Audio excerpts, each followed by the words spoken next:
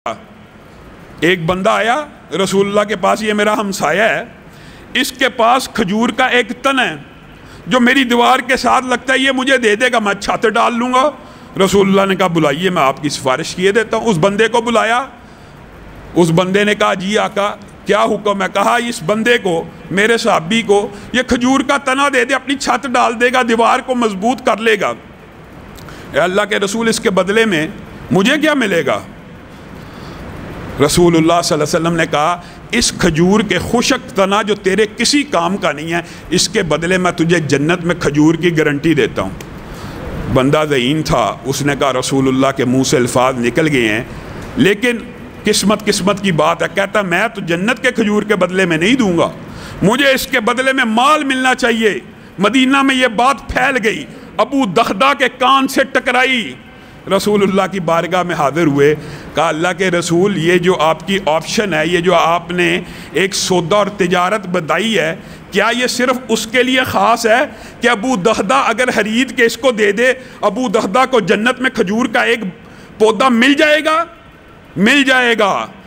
اصل بات یہی ہے، محدثین نے اس حدیث کے نیچے لکھا ہے کہ کھجور کا ایک پودا جنت میں لگنے کا مطلب یہ ہوتا ہے کہ جنت میں سیڑھ پکی ہو گئی ہے۔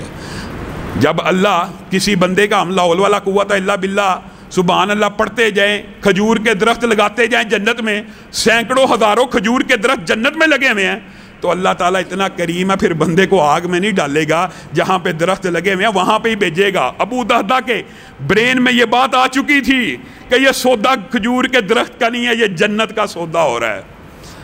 کہا اچھا میں جاتا ہوں، اس کے پاس گئے، لمبا چوڑا واقعہ مختصر کرتا ہوں۔ سودا ہوا، بارگیننگ ہوئی، ایک کے بدلے 10 20 30 نہیں مانا۔ ابو دغدہ نے کہا میرا 500 کھجوروں کا باغ ہے، صرف کھجوریں نہیں زمین سمیت اس خشک تنے کے بدلے میں تجھے دیتا ہوں، اب سودا منظور ہے؟ کہا منظور ہے۔ ابو دغدہ گئے، اپنے باغ کے باہر کھڑے ہوئے، اندر بھی داخل نہ ہوئے، بیوی کو آواز لگائی باہر آ جا۔ جیب میں جو پیسے تھے وہ بھی اس جگہ الٹ دیے کہ اس باغ کی کمائی ہے، باغ کا سودا کر کے آ رہا ہوں۔ بیوی نے آواز دی کہاں بلاتے ہو؟ کہا یہ سارے کا سارا باغ، یہ گھر، یہ پورے کا پورا علاقہ 500 کھجوروں سمیت ایک خشک کھجور کے تنے کے عوض بیچ آئے ہو، ایک خشک کھجور کے تنے کے عوض یہ کیسا سودا کر کے آئے ہو؟ اے بیگم تم سمجھی نہیں، اس خشک کھجور کے بدلے میں اللہ کے رسول نے جنت کی ایک کھجور کا وعدہ کیا ہے۔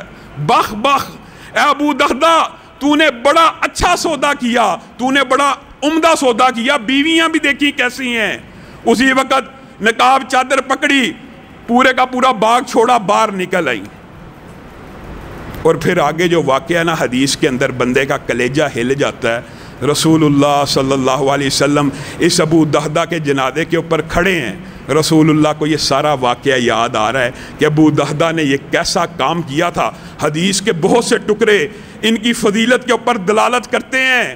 رسول اللہ نے ایک جملہ یہ کہا، ابو دغدہ کے جنازے کے اوپر میں دیکھ رہا ہوں کہ اس کھجور کے ایک درخت کے بدلے میں 1,00,000 جنت کے اندر کھجور کے درخت ابو دغدہ کے جنازے کے اوپر جھکے پڑے ہیں۔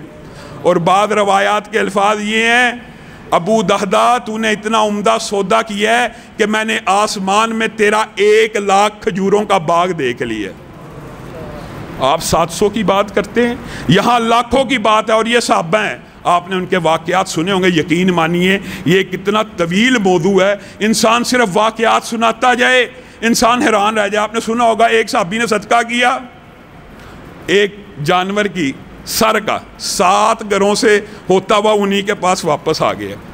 صحابی جان نکل رہی ہے، صدقہ صرف اور صرف پیسے کا نہیں ہے، صدقہ اچھی بات کا بھی ہے، ہر جوڑ کے اوپر مسلمان کے صدقہ لازم ہے، اور ہر روز آسمان سے 2 فرشتے اترتے ہیں، ہر روز 2 حدیثیں مختلف مفہوم ان کا یہ ہے کہ ایک فرشتہ اتر کے یہ کہتا ہے اللہ جو آج تیری بارگاہ میں خرچ کرتا ہے اس کے مال میں اضافہ کر، آج کا لفظ ہے۔ اور مسند احمد کی حدیث کے اندر پتہ کیا الفاظ ہیں کہ ان کی آواز کو جن اور انسانوں کے علاوہ ہر مخلوق سنتی ہے۔